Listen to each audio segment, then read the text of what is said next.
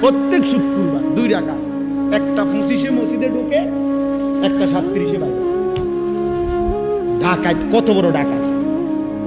একটা 25-এ ঢুকে, একটা 37-এ।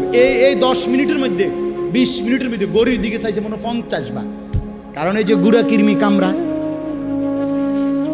গুড়া কিরমি কামড়ায়, ইবলিসে কামড়ায়। ইবলিসে তো মসজিদের বাইরের থেকে ডাক দেয়, এতক্ষণ বইয়ে রয়েছে মসজিদে, কি করো, তাড়াতাড়ি বাইরে বেটা। তোর মতো লোক কি মসজিদে বইয়ে থাকুন না? এই জন্য ইমাম সাহেব সালাম ফিরাইতে দেরি,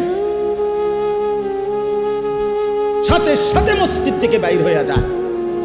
হায় মুসলমান, পরবর্তী 4 রাকাত সুন্নতে মুআক্কাদা নামাজ ইমাম সাহেবের আব্বার সম্পত্তি দেখা শুধু ইমাম সাহেবে পড়ে, সামনের কাতারের মুসল্লিরা পড়ে, আর আপনাদের জন্য এই নামাজের হুকুম নাই, এই জন্য আপনারা বের হয়ে যান নাকি?